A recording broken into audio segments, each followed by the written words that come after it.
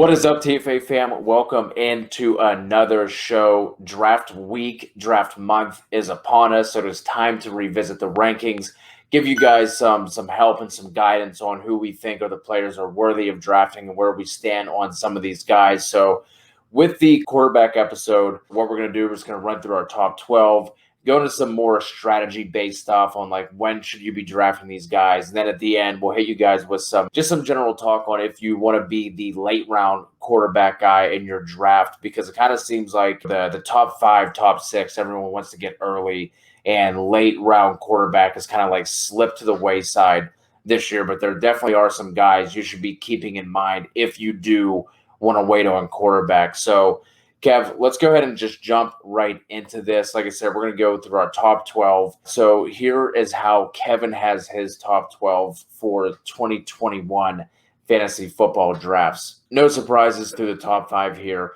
It's Patty Mahomes, Kyler Murray, Lamar Jackson, Josh Allen, Dak Prescott, Justin Herbert at 6, Russ Wilson at 7, Aaron Rodgers at 8, Jalen Hurts at 9, Matt Stafford, Ryan Tannehill, and then the ageless wonder Tom Brady at 12.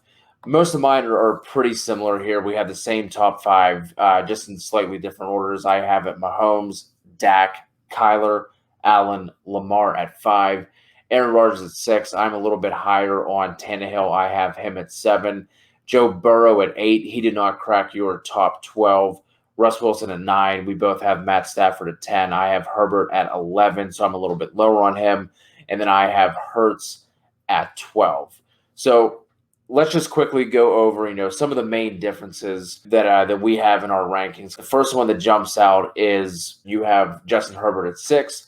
I have him down at 11. Yeah, I think everything just comes together for this offense. I mean, look at the improved offensive line they have now there with the addition of Sean Slater and Matt Filer and Corey Linsley, and I think that is a recipe for success. I do like the addition of Josh Palmer, who they added in the 3rd round of the draft. And it sounds like he has been balling out in camp as well. Has been playing well. And so I just think this offense takes another step forward. I also think there's some upside there with his legs. He is a more mobile quarterback. He's not, somebody that's going to get you 700 rushing yards, but I think 300 to 400 rushing yards is fair for him. And, if you look at him last year, he did have 5 rushing touchdowns, 20 red zone carries, which was top 5 in the league. And so, I mean, that team last year was kind of a mess, especially in the second half, injuries and what have you. But, as long as Keenan Allen can stay healthy here in this offense, I think with Mike Williams, I think this offense is going to be a lot of fun. Austin Eckler also being healthy and probably seeing another 100-plus targets here. So this should be a really, really fun offense this year. And so I just can't see him having him down lower than this, because once you get past some of these guys, you get into that point where, we'll talk about it, but some of these guys that just aren't mobile, and I don't have much interest anymore in drafting a quarterback that just isn't that all that mobile. There's a few that I have interest in. I just prefer these guys that have a little bit of a rushing floor. For me, the reason why I'm a little bit lower on him versus you, he finishes QB 10 last year, and for him to take that next step forward, I think they needed to add another explosive piece. I do like Josh Palmer. He has been playing well, but it kind of seems like there's going to be a rotation at that wide receiver 3 spot, kind of dependent on what they're looking for in terms of the game. Palmer kind of profiles a little more similarly to Mike Williams, who obviously, you were just talking about they already have. But then they're going to throw in guys like Jalen Guyton, Tyron Johnson, as that speed, deep down the field threat. So that's why I'm a little bit lower on him. I mean, the dude had over 4,300 passing yards last year, 31 touchdowns, and I just think it might be a tall task for him to improve on those numbers. I still really like him. If he ends up as my QB, if I wait on someone who isn't as high on him as you are, and he slips in the draft, that's fine by me.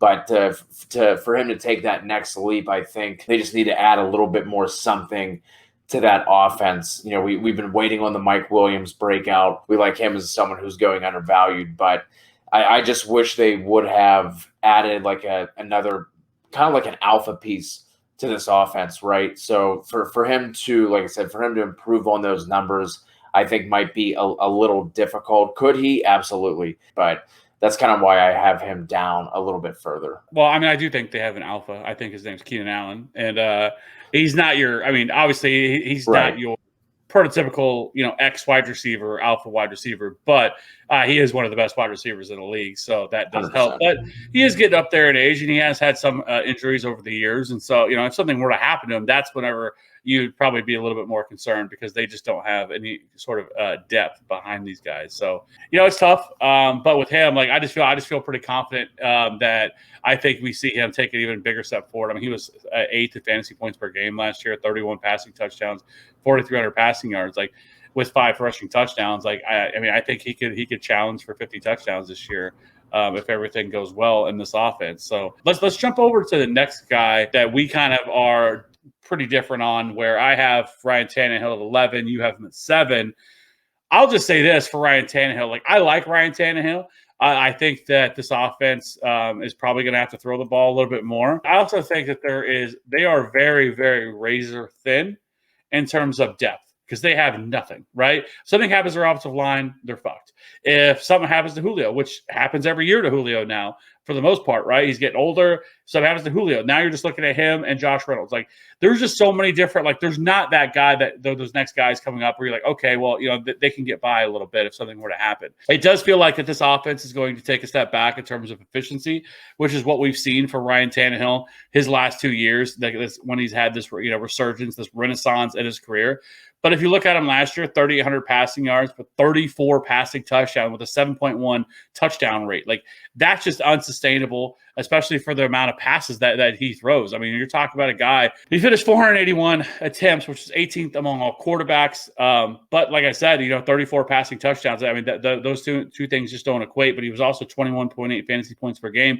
And so I just think his efficiency is going to drop. And if that happens, I just think that we see him drop a little bit. I mean, if you look at him in terms of rush department, he does offer something in terms of there as well, but he had 266 rushing yards, but he only had 43 carries. So it's not like this is a player that they're asking him to run the ball a lot. I mean, 2.7 carries per game, but he did have 7 rushing touchdowns, but he only had 10 red zone carries as well. So, I mean, significantly less than what Justin Herbert had. I guess overall for me, he doesn't offer enough, and I just think there's too many ways that this offense can go wrong. So I would just prefer most of the guys that are going ahead of him. Yeah, he's a weird one for me because I'm not entirely sure that I would draft him at that. Like, that's kind of that spot where, like, I think I would, like, let him fall and try and pick up someone, like, a round or so later. But I do think that he kind of belongs in this range. Herbert, I think, is just as thin offensively. He obviously doesn't have the efficiency problem that Tannehill has, where you can see that go,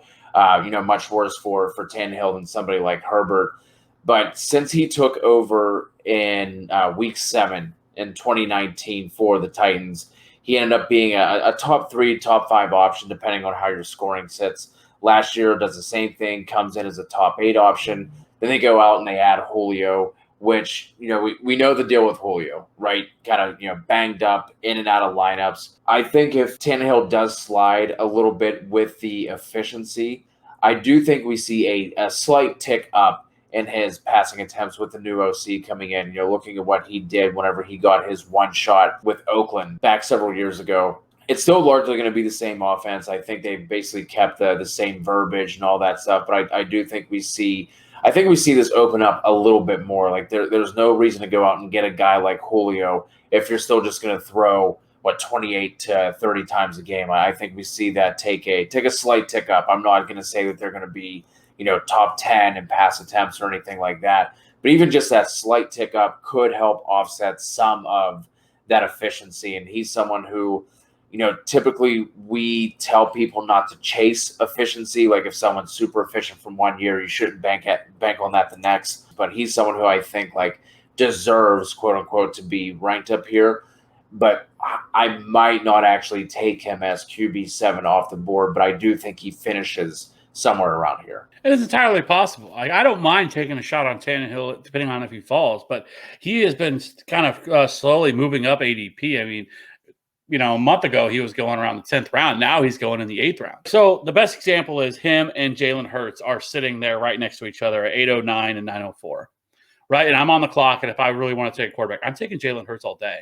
And I know people are going to have to scoff at that because the way the fantasy community works, or the people that play fantasy football, is they have to see it to believe it. Like, you can't just talk about what a player brings to the table, that nobody will believe it until it happens. And so, everybody's getting down on the people that hate Jalen Hurts, just hate Jalen Hurts, say he's terrible, blah, blah, blah. The guy has 800 rushing yard upside. Okay? There's not many quarterbacks that have that. We're talking about who? Kyler Murray and Lamar Jackson. Jalen Hurts could rush for 1,000 this year. Like, it is well within the range of possibility. He's that good of a runner. But I also think that you can make a case that he might be a better passer than what Lamar Jackson is as well, right? I don't think he's as dynamic as Lamar Jackson in terms of a runner. But I in terms of like his athleticism and some of the stuff he's able to do in open field, like Lamar Jackson can, we'll see how things work out with Devontae Smith. Now he's back in practice. Jalen Reagor, second year, Dallas Goedert, Miles Sanders, whatever. But people are sleeping on Jalen Hurts. Like, Jalen Hurts is probably if I'm going to go with like a later round quarterback, it's Jalen Hurts, because he offers that absolutely ridiculous upside because you see it, right? Look at Lamar Jackson. Look how bad he was last year in terms of as a passer. Just terrible. Like, if you didn't have that rushing floor, the guy wouldn't be in the league right now, right? We'd be talking about maybe not him starting, right? If he didn't have that. But because he rushed for 1,000 yards, he still finishes a top 10 quarterback last year. Let's talk about one more guy that we are different on. We did not mention him in your top 12 quarterbacks. He wasn't mine, and that is Joe Burrow. I have him at QB 8. You have him at QB 13. I'll keep this short and sweet. For me, it's simple. It is volume and it is weapons. But like that's really all I need to say with this one. We know that they're going to run. They're going to run plays at a fast pace. We know there's going to be a metric shit ton of pass volume to go around because that defense is also going to be bad. And we know they have the weapons with taking Jamar Chase in the first. And then, having Mixon, he's supposed to be seeing the most pass volume of his career that he's seen. And then you have the second-year guy with T. Higgins and the always reliable Tyler Boyd. So that is why I have him all the way up here. I get the line concerns, but he's going to have to throw, plain and simple. They maybe we don't get the amount of explosive plays that we want because he's not going to necessarily have the time to drop back in the pocket and let those plays develop downfield. But there are plenty enough of, super talented wide receiver options here. Then you add in Joe Mixon, who I think, this is going to be the year we get the year that we wanted from Mixon for the past 2 to 3. So like I said, that for me is plain and simple why I have him as high as I have him. So I'm curious to hear why you have him down at 13. My problem with the Bengals is this. Initially, I was there with everybody. But the more you start hearing things that like Joe Burrow is not comfortable at all, in the pocket with his knee, he doesn't trust his knee yet, and all these things, like, it's going to take him time. And how long? I don't know. Is it going to be a couple of weeks thing in the preseason, or, in the regular season? He gets some hits and everything else happens, and he gets over it. Could be. Or this could be something that goes on for, multiple weeks. I don't know. But I know that as of right now, all the conversation out of their camp is that he's not comfortable in that, and back there right now. That's a problem. 2, Jamar Chase looks like shit. Okay. Looks like shit right now. Now, I am not writing Jamar Chase off whatsoever. He hasn't played since 2019. There's a lot of factors going on here against him. And I think he just has a little bit of the yips, right? A lot of expectation on him. And I think he'll be fine in the long run. I really do. But you have to have some level of concern for a guy that everybody's drafting in the top 24 for a player that just absolutely looks as bad as he does, like looks lost out there. I think there should be some concern with Jamar Chase right now. And if there is, well, then those weapons don't look nearly as attractive because, as well, they don't have a tight end. It's not like they have, explosive tight end and all this other stuff. Like, this is like a Chiefs offense side of situation. So for me, I'm pulling back the reins on this passing offense a little, and I'm saying, okay, this could go sideways really quickly. That's why for me that I'm lower on Joe Burrow, and essentially I'm ranking him where I know that I'll never get him. And if anybody were to see my rankings, they wouldn't take him because I just think there's a little bit too much risk, especially considering he's going in the 8th round around some of these other guys. He's not a later round guy. Go ahead and drop a comment. Let us know where you sit on some of these guys that we've discussed. We do want to wrap this up with just some general strategy talk. And then if you're waiting on past all of these guys, some later round guys for you to target. So Kev, for me, this is the year where I think I kind of want one of these top 5 guys, whoever I can get last. Basically, Dak or Lamar are the ones who typically are going to fall. I'm fine with either of those as my QB1 if I can get them like in that 6th round. Other than that, I think I kind of like want to wait on like that middle and then grab somebody a little bit later. But that's kind of how I am, how I've been attacking it in like my best ball drafts and the redraft I just did. What like how are you attacking the quarterback position for 2021? Like I really don't have a problem taking a quarterback once you get to Kyler Murray. Once you start at him, if you want to go there, because if you look right now in ADP, I mean Kyler Murray is not going till 407, where you actually have Josh Allen going at 312, Pat Mahomes going at 212. I can't mess with the quarterback there at 2nd or 3rd round. But Kyler in the 4th, sign me up. I don't mind even taking, if you want to take a shot on, quarterback in the 5th, right? I think it really depends on your build and kind of how things turn out. I don't mind getting one of those guys because, again, I'm looking for that rushing upside. There's only so many guys that have that now. And like when I look at, once we get to the later part of the draft, and it's weird for me too. It's weird because I've always been the huge advocate of late round quarterback. But now, like ADP has gotten so sharp now that like there's not this advantage really. Because if you look at the later round guys, all the players that are going later in drafts, to me, Jalen Hurts still in the 9th round, I think is fine. Matt Stafford going in the 8th is a little I love Stafford, but man, that's a little bit high. And then from there, you have the rookies, Trey Lance, Justin Fields going in the 11th. You have Baker Mayfield, Kirk Cousins, Ryan Fitzpatrick, Tua, Big Ben. Like, none of those really do anything for me. Like, I think they're fine streaming options. And I think to me, at the end of the day, it's going to come down to how my roster turns out, right? If I'm drafting and it just happens to be guys that I'm sitting there on the clock that I just absolutely can't pass up, and if I end up having a punt quarterback, I can do that because I think there's a rule of thought for me of how I would handle it if I do punt quarterback and I don't go early. Then what I would do is I would take a Trey Lance or a Justin Fields because right now we got a couple weeks ago in San Francisco it was no quarterback controversy. Jimmy G's our guy. There's no competition. Today or yesterday, all of a sudden now it's like, well, I'm not naming our week 1 starter.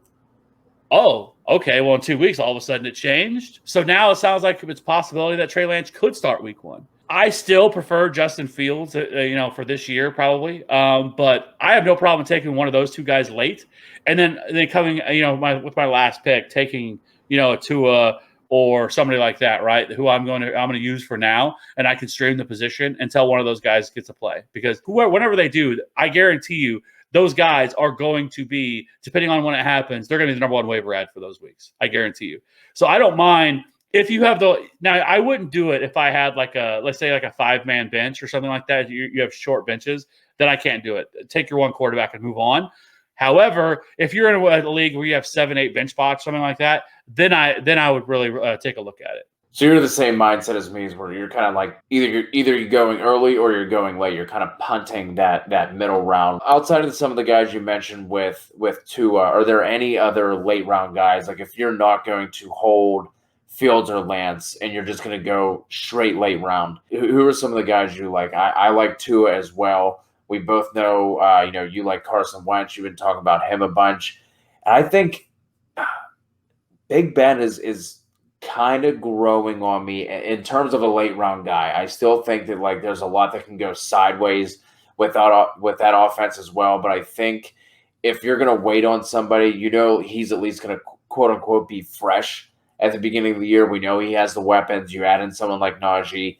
Patty Freiermuth looking like a boss out there. Shout out Penn State. But I think he is someone who I think that you can, use for the first couple of weeks and then start to stream the position after that. Like you said, maybe with a Fields or a Lance by the time that they're ready to come around. Is there anybody else that you didn't mention you just want to rattle off quick and then we'll wrap this up? Yeah, I think there's a few guys that I like.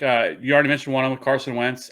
He returned to practice today. But he did not look like he's missed any time. He looked fantastic out there today, and his return to practice along with Quentin Nelson. So love to see that. That's good for, all the pass catchers there that I absolutely love, that we'll talk about when we get to the wide receivers. But love Carson Wentz. I have Carson Wentz much higher than everybody else does. I have him at 16. I guess I'm not that much higher. You have him at 18, but then the rest of everybody, Christian over here had him at 27. That's just ridiculous. Get out of here with that. But then Jameis, I'm at QB 14.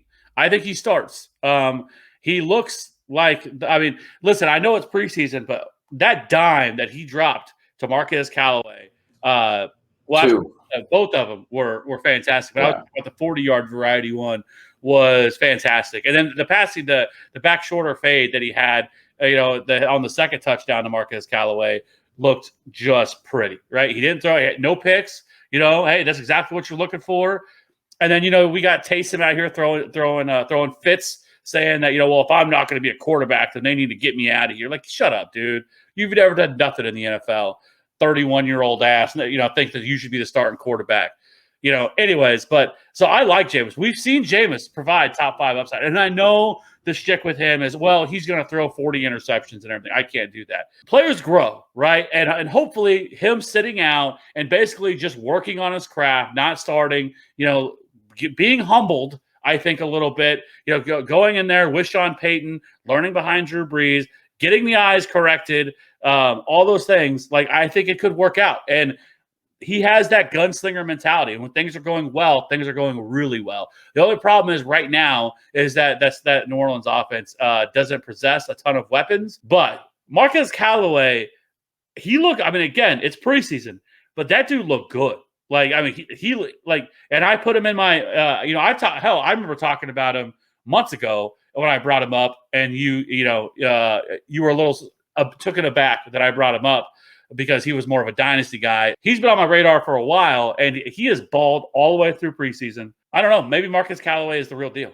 Maybe he is, and maybe he is that guy. Maybe he is that guy. Guys, that is going to wrap up the show. Drop some comments. Let us know what you think. If you have any questions, drop them here. Or better yet, join the Discord that has been popping off. Had a lot of good discussion. It's been kind of hard to keep up sometimes throughout the day because there's been a lot of back and forth. But it's been a lot of fun watching that grow. So leave some comments here, your questions here. Jump over to the Discord. We appreciate all of you. We are creeping up on 1,500 subs. So if you're not subscribed yet, do us a favor, hit that subscribe button. Until the next time, for Kevin, for myself, for the TFA fam, see you on the next one.